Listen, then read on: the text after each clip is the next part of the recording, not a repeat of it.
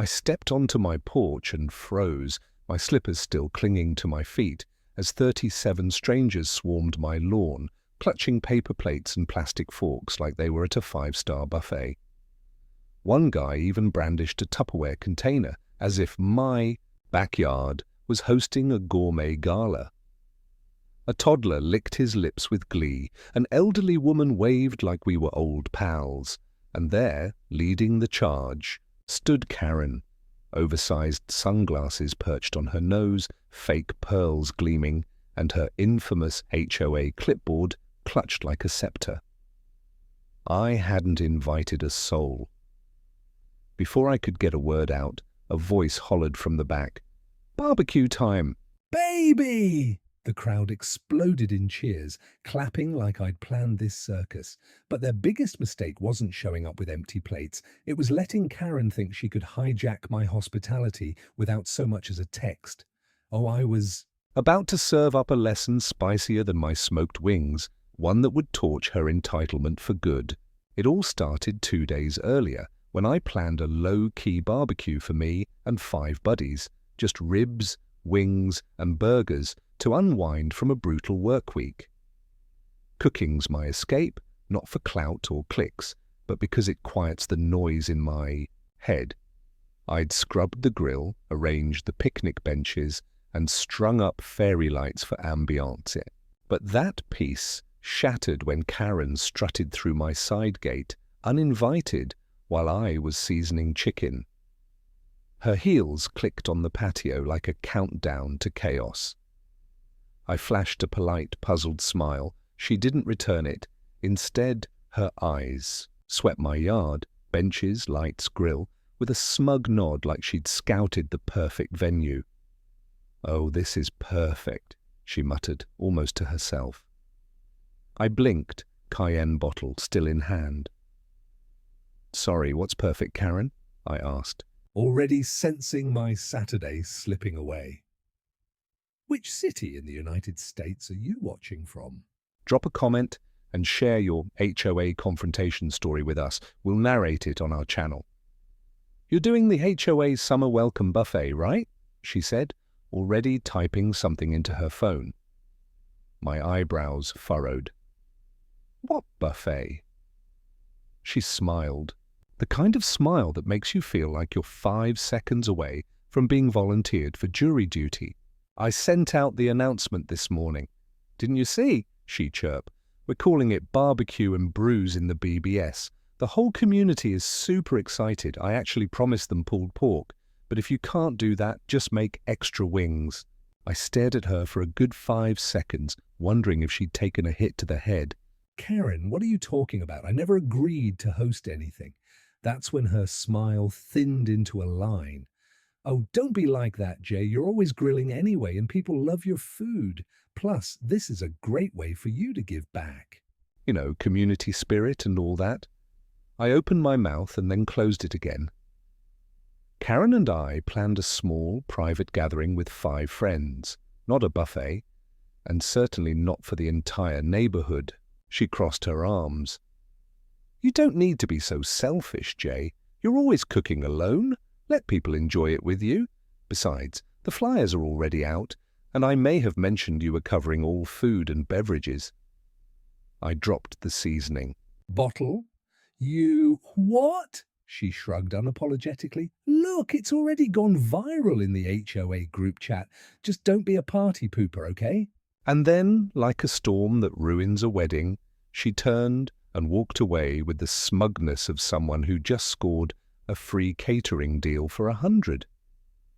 I stood there in silence for a moment, processing what had just happened. Then my phone buzzed and buzzed again and again, 25 text messages in 2 minutes, all from people I barely knew, asking what time the buffet started, what dishes they could bring to keep the vibe casual, and whether it was okay to bring their pet. One message just said, "I'll bring wine, but I don't share."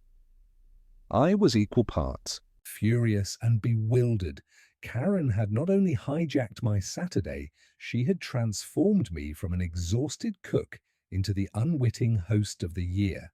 By the time evening rolled and my grill plans were in shambles, my 5 close friends were already texting me memes of sardine-packed lawn parties. One of them sent me a photo of Karen's flyer posted outside the community pool. It had my name, in big letters with free barbecue and unlimited wings as the headline. The background was a stock photo of someone else's backyard, not even mine. My face turned red. I wasn't just being taken advantage of, I was being advertised. The next morning was worse. A neighbor I barely knew knocked on my door and handed me a box of paper napkins. "Can't wait for the buffet, man," she said, with a wink. I was speechless. I nodded slowly and took the box like I had just received my sentence. Then she leaned closer and said, "Karen says you're making your famous sweet chili wings. I've been dying to try them." And with that, she was gone. That's when the spark hit me. No, not the metaphorical kind. A real spark of fire as I stood in front of my spice cabinet. Ghost peppers, Carolina Reapers, the kind of peppers that had warning labels on the bags. That's when the plan started forming. I wasn't going to cancel the event. No, I was going to cook. I was going to grill every last wing. And I was going to make sure Karen got exactly what she asked for, maybe even more. I started by texting my old college buddy Raj, who now ran an artisan pepper farm. He picked up on the second ring, and before I even explained, he said, "Let it. Me guess her nonsense again." I told him everything. By the time I finished, he was already laughing. He agreed to overnight me his hottest batch of peppers, plus his specialty sauce called Lucifer's Tears. I thanked him and promised to send him the footage. That's when I brought out my old GoPros. Dusty, but still functional. I charged the batteries and checked the angles in my yard. Front porch, backyard, picnic table, grill station. I covered every corner. If Karen wanted a show, I'd give her one with surround sound and multiple angles. I even made fake menu signs for the trays. Safe wings on one side, Inferno wings on the other. I printed them in big red letters with small print that said, "Consume at own risk." And just to be safe, I prepared a waiver. If anyone ignored it, that was on them. As the sun began to rise on buffet day, I stood in my kitchen like a man preparing for battle.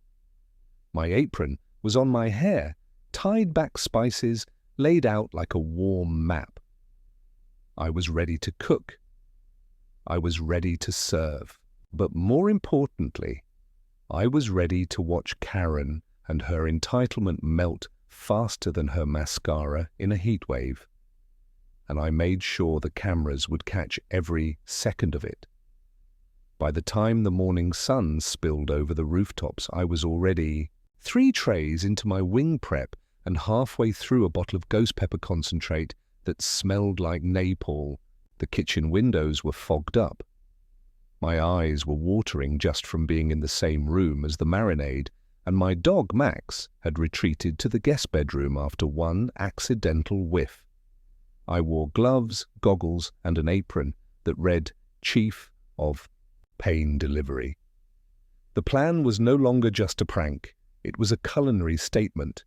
Karen wanted heat, attention, and credit. I was about to give her all 3 with enough spice to make a dragon weep.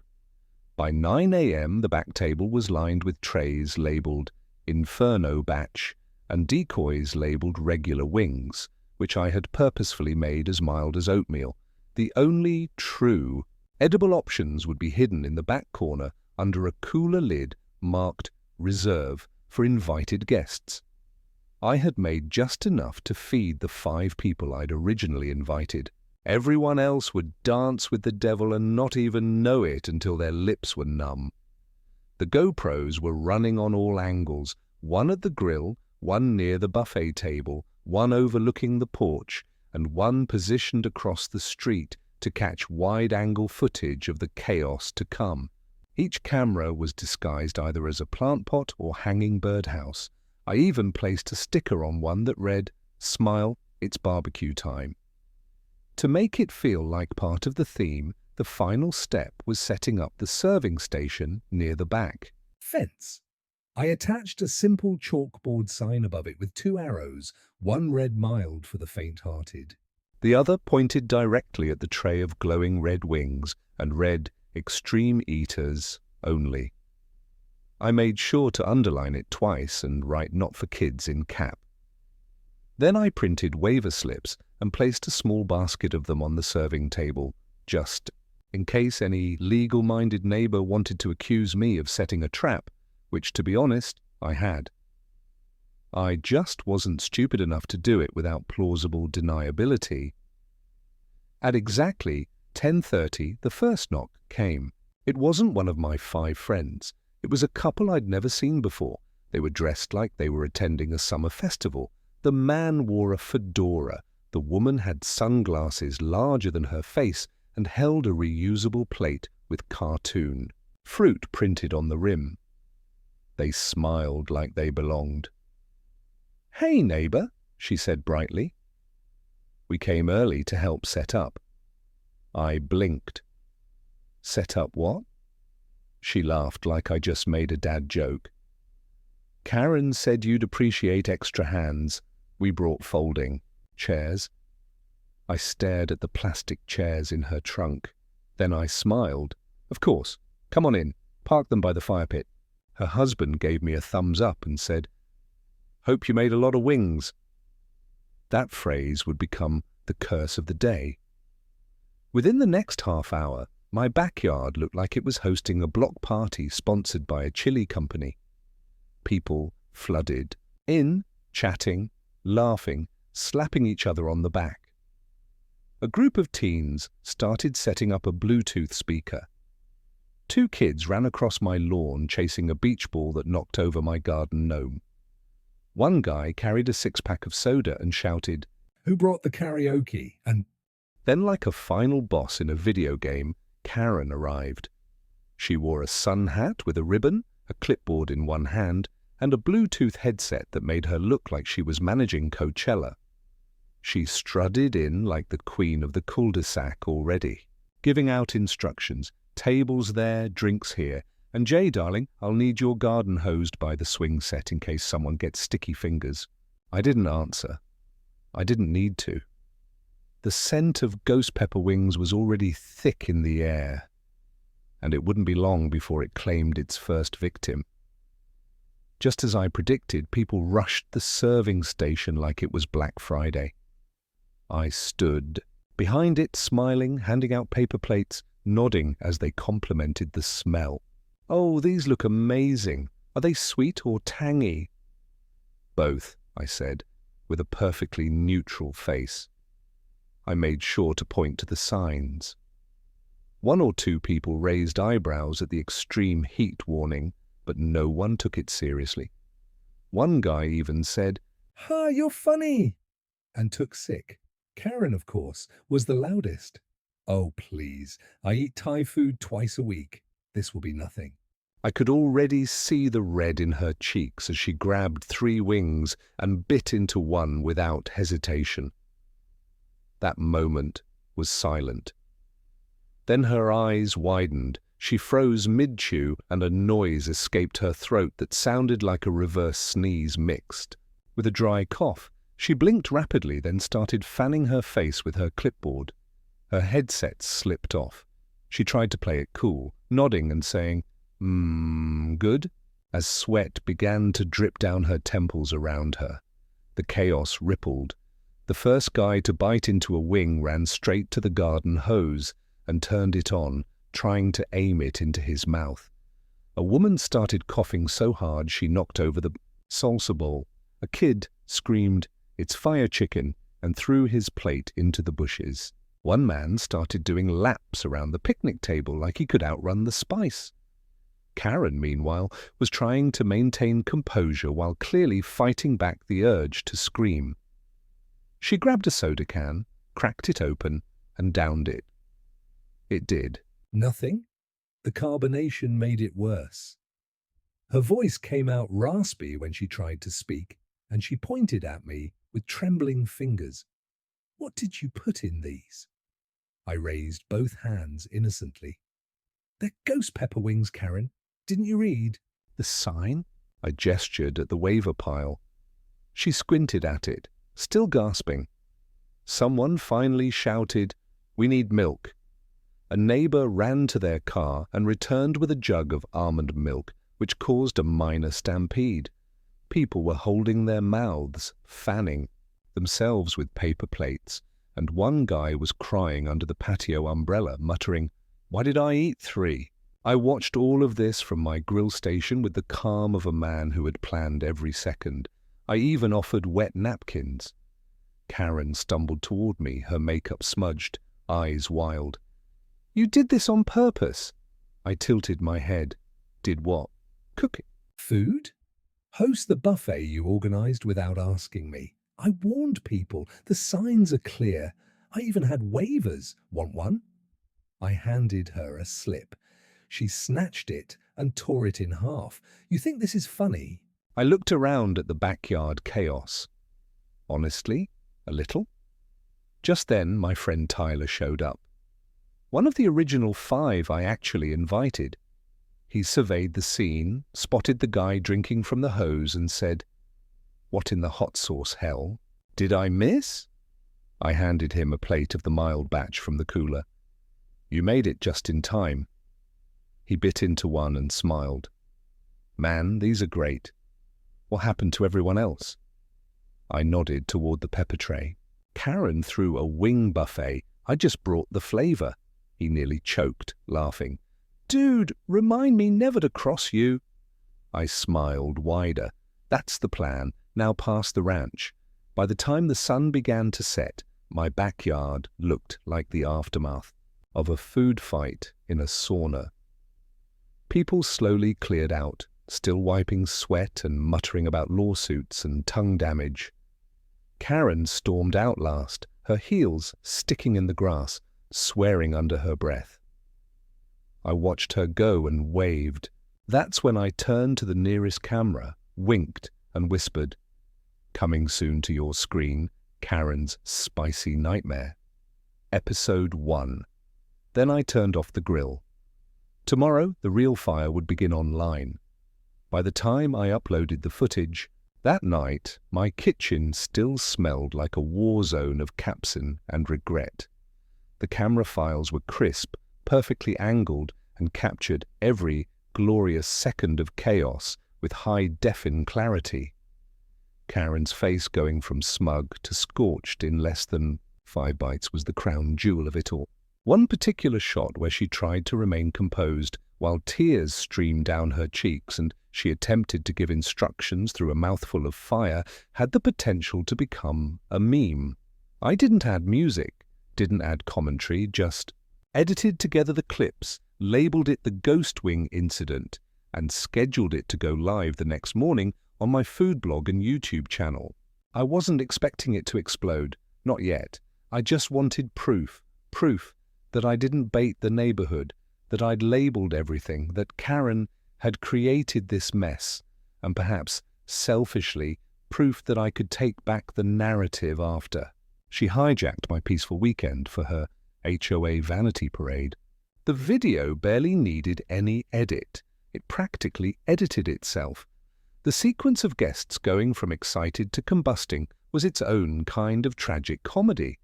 I added timestamps with tiny captions like, "Man tries to rinse tongue with soda," and "Karen attempts to sue a jug of milk." One moment in particular where a teen throws his plate in panic and yells, "Why is my face melting?" I had me laughing out loud at 1 a.m.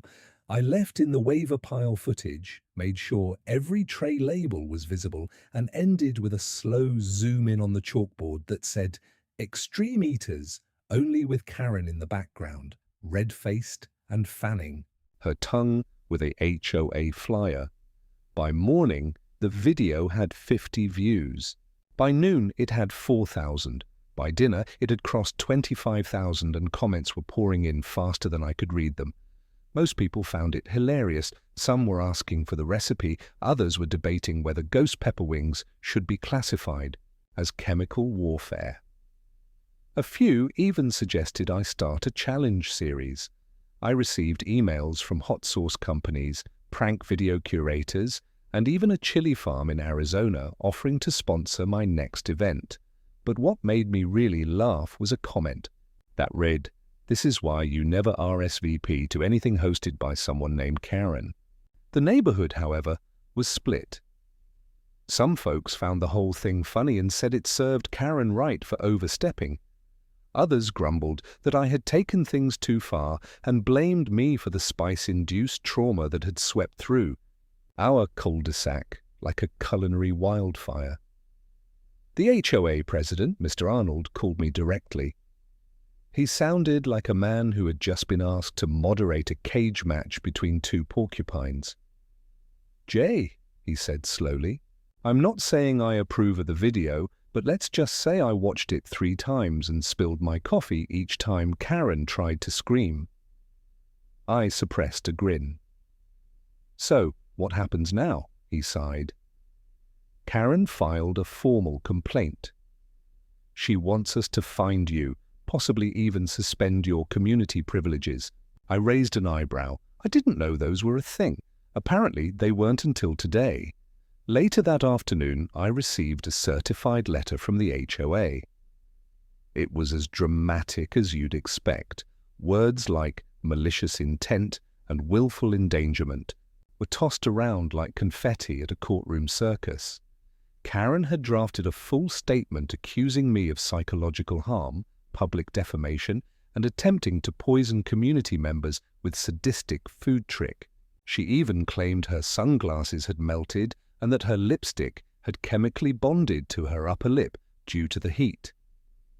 She ended her letter with a demand for a public apology, removal of the video, and compensation for emotional distress. I read the letter twice. Then I opened my laptop, took a screenshot of the waiver table again, and emailed it to the HOA board along with a simple caption that said, "Kindly refer to Exhibit A." I didn't take the video down. Instead, I uploaded a follow-up. This one was shorter. It was a behind-the-scenes montage of me preparing the wings, showing the label signs, the GoPro placements, the waiver slips being stacked. It was calm, methodical, and quietly devastating to Karen's claims. The caption read, "In case anyone's still confused." Within 12 hours, that video had half the viewership of the first and twice the impact. Comments turned more vicious against Karen. People started stitching the video, making jokes, reenacting her facial expressions. One guy did a dramatic reading of her Ho letter using opera voice and posted it as Karen's hot wing area. By the next day, I noticed Karen hadn't posted in the community forum. That was rare.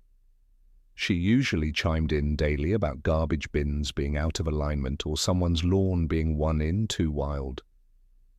But she'd gone silent. It wasn't until I ran into her at the grocery store that I realized the depth of the damage.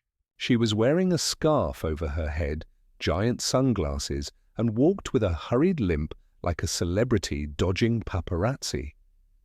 I said nothing as I passed her in the hot sauce aisle. She saw me, turned, and immediately walked away without a word.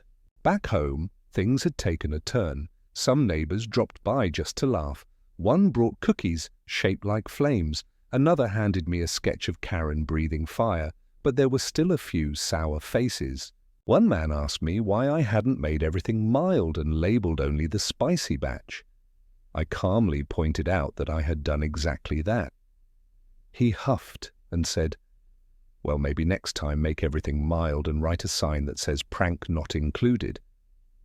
I nodded and thanked him for the feedback, all while mentally preparing a ghost pepper lemonade recipe. The funniest twist came 2 days later when a package arrived on my port. No sender name. Inside was a plastic trophy that read 2025 Cul-de-sac Iron Chef of Spy. Taped to the base was a sticky note that read, Sorry about Karen, keep cooking. That was the moment I knew the neighborhood might not fully admit it, but deep down, most of them appreciated what I'd done. I didn't start a fire, I just handed out matches and asked if they read the warning labels. That evening, I uploaded a final video. Not spicy, not chaotic, just a short thank you clip. I stood in front of my grill, thanked the viewers for their support, showed off the trophy, and gave a teaser for a future barbecue episode called The Fire Extinguisher Fee. I didn't mention Karen. I didn't need to. Her silence was louder than anything I could post. As night fell, I sat outside with Max by my side, sipping lemonade and watching the view count tick up like a heartbeat. Somewhere across the street, behind drawn curtains, Karen was probably drafting her next complaint, but I had a new plan, a better one. And this time, it involved something even hotter than wings. It involved the truth. And the entire neighborhood was finally paying attention. The envelope was thick, overly formal, and stamped with gold trim that looked like it belonged to a wedding invitation, not a notice of disciplinary action. But that's exactly what it was. I opened it slowly, already guessing who it was from. Inside, the HLA board, at Karen's insistence, had called for an emergency hearing regarding my quote-unquote aggressive culinary retaliation and failure to maintain peaceful neighborhood dynamic. That last part made me laugh out loud. Karen had practically staged a food riot on my lawn, and I was the one being accused of disturbing the peace. It was scheduled for Friday evening in the HOA conference room, which was really just the library annex behind the pool house. I tossed the letter on the counter and stared at Max, who looked up from his chew toy with mild interest. Well, buddy, looks like we're going to court. Sort of. I arrived 10 minutes early, dressed in a polo shirt and jeans, just casual enough to show I wasn't intimidated. The room already held most of the board and a few nosy neighbors who had probably shown up for the drama. Karen sat at the far end, flanked by a man in a cheap suit, who I assumed was her cousin playing pretend lawyer. Her face was tense, her arms crossed tightly, and her lips curled into that same smirk she always used when she thought she had the upper hand. I gave her a polite nod and sat down on the opposite end. The board president, Mr. Arnold, cleared his throat and welcomed everyone before launching into a bland summary of the agenda. I didn't pay attention to his words. I was watching Karen, and more importantly, I was waiting for the moment she'd realized her entire case was about to unravel. She spoke first with theatrical sincerity. She explained how the ghost pepper wings had caused real distress. Children cried, adults suffered. One man nearly fainted. She blamed me for everything from public humiliation to potential long-term digestive damage. She even claimed she was having nightmares about flames. Her pretend lawyer chimed in with words like negligence and hostile intent. He cited an obscure Hoy rule about community events requiring approval. Karen looked pleased, satisfied, even like she'd finally cornered me. When the board asked me to respond, I simply reached into my folder and handed out printed screenshot. They were still frames from the videos showing the tray labels, the waiver basket, and the signs reading "Consume at own risk." The room shifted. Board members leaned forward. Karen leaned back. I spoke calmly, clearly with no need for drama. I explained that the food was labeled, the waivers were visible, and that I had never invited anyone outside my original group of 5. I reminded them that Karen had not only promoted the event without my knowledge, but had used flyers, group chats, and public announcements to make it happen. One of the board members raised an eyebrow and asked Karen if she had a copy of the flyer. She did. She brought it out with pride like it was evidence against me. It backfired immediately. My name was printed across the top next to a cartoon of a smiling chef. I asked her who designed it. She said she had. I asked if she had received written permission from me to use my name. She said she assumed I'd be fine with it. I turned to the board and smiled. There it is. Assumption, no consent, no coordination, just a rogue event thrown at my house without my approval. Karen's face tightened. Her pretend lawyers stammered. Something about community expectations. One of the board members held up the waiver photo and asked if it was legitimate. I nodded. He shook his head slowly and said that looked pretty clear to him. Mr. Arnold sighed, clearly wishing he were somewhere else. After a few moments of silence, he declared that while the event had unfortunately gone off the rails, the board could not fine me in violation of any rules. In fact, he added, there would be a formal review into how events are approved moving forward to prevent another misunderstanding. Karen's jaw clenched so hard I could almost hear her MERS crack. She stood up abruptly, knocking over her chair, and stormed out of the room without another word. Her pretend lawyer followed sheepishly, dropping his briefcase in the process. As the room emptied, I received a few nods and a couple of quiet thumbs up. One woman leaned over and whispered that she'd never seen Karen lose in public before. I thanked her and exited with my head high and my blood pressure blissfully steady. Outside, I took a deep breath and exhaled. It wasn't over. Not really. Karen wasn't the type to go down quietly, but this round was mine, and she knew it. The next few days were eerily calm. Karen didn't post, she didn't patrol, she didn't host one of her usual passive-aggressive sidewalk chats about lawn decor and trash bins. It was like she'd gone underground until Sunday. That's when the invitations arrived, hand-delivered to every house on the block. Karen was throwing a quote-unquote apology brunch at the community center. No mention of the Wings incident, just a friendly gathering to reconnect and move past recent tensions. I didn't plan to go. I figured she wanted to reclaim her image. But then I got a call from my friend Tyler. He told me someone had sent him a screenshot of a private HOA chat. Karen had apparently told a select few that the brunch was actually a chance to screen her edited video version of the barbecue incident. She planned to share clips that made her look like a victim, reframe the story, and accuse me of setting her up. I laughed. Then I got to work. I arrived at the brunch 15 minutes early, wearing the same calm expression I had worn to the hearing. I brought a laptop, a portable speaker, and a small projector. I asked the manager for permission to set up my display, and since it was open floor time, he agreed. Karen hadn't arrived yet, but people were already sipping orange juice and munching. Mini quiches. I loaded the full original video, not the edit, not the clips, the uncut, unedited footage from every camera. Just before Karen walked in, I pressed play. The room filled with familiar sounds, the crowd cheering. Karen yelling instructions, the signs warning about the spice, her biting into the wing, the change in her face, the panic, the hose, the milk, and then her accusing me while wavers fluttered in the wind. Laughter broke out almost instantly. Some people gasped, others turned red trying to hold it in. Karen froze in the doorway, her brunch tray trembling in her hands.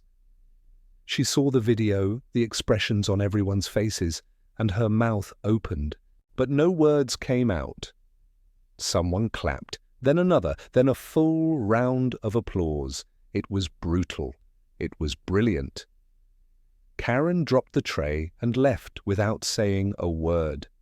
The projector stayed on. I let the video loop twice. No one stopped it.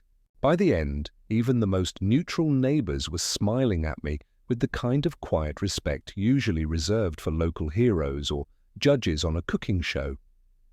That night, I received a letter under my door. No name, just 4 words. She won't be back. I smiled, poured myself a drink, and toasted the screen where Karen's frozen, tear-streaked face looked like a still from a documentary about volcano eruptions. Justice hadn't just been served, it had been plated, garnished, and brought out with a flaming dish cover. And Karen's brunch, let's just say, no one asked for seconds. 2 days after the infamous brunch screening, I woke up to find a note taped to my front door. It wasn't the usual HOA paper with official stamps or Karen's passive-aggressive handwriting. It was handwritten in blue ink, short and almost sheepish. It simply said, "Sorry about everything, you were right." And under it, scribbled hastily, was Karen's name. I stared at it for a long moment, unsure whether it was real or some kind of twisted joke. Max sniffed it like it might explode. And honestly, I couldn't blame him. This woman had launched a neighborhood-wide misinformation campaign, ruined my peaceful Saturday, and tried to get me fined for handing out spicy wings. A note didn't feel like enough, but something about the way it was written, the tilt of the letters, the slightly smudged ink, told me this wasn't Karen's usual performance. It was something else. Defeat, maybe, or embarrassment. Either way, it marked a strange shift. For the first time since the barbecue war began, Karen had gone silent, and she stayed that way. The next week passed with remarkable quiet. No flyers, no announcements, no complaints about lawn heights or trash lid. Karen's once daily patrols vanished entirely. Some neighbors speculated she had gone to stay with family. Others said she was hiding out in shame. A few thought she might be regrouping for a bigger comeback. I didn't care either way. My grill was back to normal. My weekends were peaceful again, and my food blog had more traffic than ever. The Ghost Wing video had passed 100,000 views, and a regional hot sauce company had sent me a care package with a handwritten letter that read, "Thanks for putting our fire to good use." I even got invited to do a local radio segment about food safety and neighborhood drama. Apparently my story had become something of a legend among HLA members around the state. Then came the invitation I wasn't expecting. The HLA board sent out notices for the annual Neighborhood Celebration Day. It was usually a bland affair with plastic chairs, sad potato salad, and speeches about parking violations. But this year they wanted something different, something fun, something unforgettable, which is why the letter read, "We would like to formally invite Jay Thomas to be our guest of honor and host for this year's community cook-off." I nearly choked on my coffee. They wanted me, the guy Karen tried to sue, for wing-based warfare, to headline their biggest event of the year. I reread it twice to make sure I wasn't misinterpreting, but there it was, signed by the board president and 2 other members who had previously voted with Karen on almost everything. The tide had shifted, and they wanted me to ride the wave. I agreed on one condition, that I could cook what I wanted, the way I wanted, with the message I wanted. They didn't hesitate. "We'd love that," they said. "We trust your judgment." That part almost made me laugh. A few weeks ago they were questioning my intentions. Now they were handing me the main stage, so I started planning. And what I came up with wasn't just a recipe, it was a message, a final course, if you will, to wrap up the entire saga. When the day arrived, the park was filled with booze, music, and more people than I'd seen gather in one place since the last Hoy election scandal. There were balloon arches, face painters, and even a bounce house. But right at the center stood my booth, a simple white tent with one big wooden sign. Community feast, no surprises, just spice. The smell of smoked meats, garlic, and carefully balanced chili filled the air. This time, I didn't use ghost peppers, no pranks, no waiver forms, just good food, the kind meant to bring people together instead of blowing their taste buds apart. I served wings, ribs, and vegetarian options. with clear labels and mild to medium spice levels. No fire alarms needed.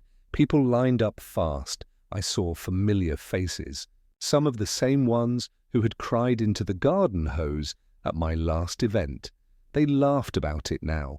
Several even asked if I had saved one ghost pepper wing for nostalgia's sake. I said maybe, and winked, though I hadn't. I wanted this day, too, be clean, something different, a proper ending. That's when I saw her. Karen. She stood at the edge of the crowd, not dressed up, no clipboard, no sun hat, just jeans, a plain blouse, and a tired look. Her eyes met mine for a second, and then she looked away. I didn't wave, neither did she, but she walked slowly toward the booth, got in line like everyone else, and when her turn came, she simply said, "One order, please." I handed her a plate. She nodded and stepped aside to eat quietly at a nearby table, blending in for once instead of hovering over everything like a storm cloud. I didn't say anything. I didn't need to. Later that afternoon, the board handed me a small plaque. It read Community Builder Award in recognition of resilience, humor, and unmatched grilling. People clap. Someone joked about installing a warning sign on my driveway. I gave a short speech. Nothing dramatic, just a thank you, a few words about respecting each other's boundaries, and a reminder that spicy food should always come with a heads up. It got a few laughs. One of the board members shook my hand and said, "You turned a food fight into a community event." I smiled and said, "Well, they say revenge is best served cold, but I prefer it slow-cooked over messy." The sun dipped low as the event wounded down. Kids ran around with painted faces. Parents packed up chairs and music faded into background chatter. I stood by the grill cleaning up when Karen walked over again. She looked at the plaque, then at me. "You didn't have to be that nice," she said. "I could have made this worse for you." I nodded slowly. "You did, but it's over now." She looked like she wanted to say something else, but didn't. She just gave a small nod and walked away. And just like that, the saga finally ended. That night, back on my porch with Max curled at my feet, I watched the quiet street under the glow of porch light. It felt like the neighborhood had exhaled. I sipped my drink, checked the blog comments, thousands of likes, a dozen new followers, and uploaded one final video, a calm one, just a thank you montage from the cook-off set, to Some mellow jazz. no chaos, no screaming, just smiles, sauce, and second chances. And before I went to bed, I updated the subtitle of my blog. It used to say recipes for one. I changed it to recipes for everyone, with a warning in parentheses that read, "Unless Karen's organizing it." Max barked once like he approved, and for the first time in weeks I slept without thinking of wings or waivers or war. It was over. The fire had burned out, but the flavor that would last forever